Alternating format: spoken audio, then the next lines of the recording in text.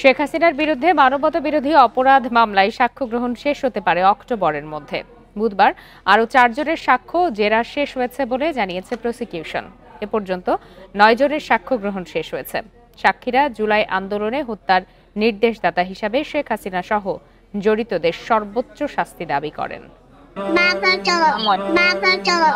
City ইউনিভার্সিটির শিক্ষার্থী শহীদ সজলের কবরের পাশে বাবা ওঠো বলে আকুতির এই ভিডিও দেখানো হয় আন্তর্জাতিক অপরাধ ট্রাইব্যুনালে।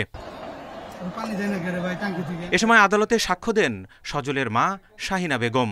বলেন, গত বছরের 5 আগস্ট বাইপাইলে গুলি করার পর তার সন্তানকে আশুলিয়া থানার পাশে পুলিশ ভ্যানে রেখে পুড়িয়ে হত্যা করা হয়। এই মায়ের বর্ণনায় উঠে আসে সজলের গায়ে আগুন দেওয়ার আগেও সে বেঁচে ছিল।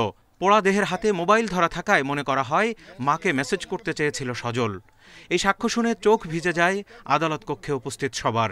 উনি বলেছেন আদালতের সামনে যে এই মোবাইল ফোনে যখন তাকে লাশের পরে লাশ স্তূপ করা হয় তখন সে মোবাইল ফোন হাতে নিয়ে চেষ্টা করেছিল হয়তো বা কিছু লিখার অথবা কাউকে ফোন করার, কিন্তু যেহেতু তারও উপরে অনেকগুলো লাশ স্তূপ করা ছিল এজন্য সে এটা পারে নাই। এইটা বলে তিনি আদালতের সামনে কান্নায় ভেঙে পড়েছেন। শুধু উনি না, আদালতে যারা উপস্থিত ছিল সকলেই আবেগাপ্লুত হয়ে যায়। শরীরে 500 গুলির চিহ্ন নিয়ে ট্রাইব্যুনালে শেখ হাসিনার বিরুদ্ধে সাক্ষ্য দেন খুলনার নাইম শেখ। আর মাথা থেকে বের করা প্রায় 1.5 ইঞ্চি চাইনিজ রাইফেলের গুলিসহ সাক্ষ্য দেন উত্তরার আব্দুস সামাদ। এ মামলায় 2 মাসের মধ্যে সাক্ষ্য গ্রহণ শেষ হবে বলে আশা প্রসিকিউশনের। আমরা আশা করছি যে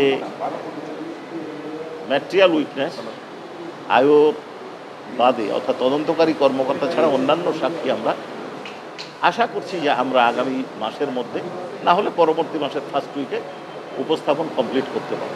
আহত প্রত্যক্ষদর্শী ও শহীদ পরিবারের সদস্যদের সাক্ষ্য শেষে নেওয়া হবে জুলাই অভ্যুত্থানে নেতৃত্ব দেয়া ছাত্রনেতা সহ গুরুত্বপূর্ণ ব্যক্তিদের সাক্ষ্য। Zahidul Bashar, independent news, Dhaka.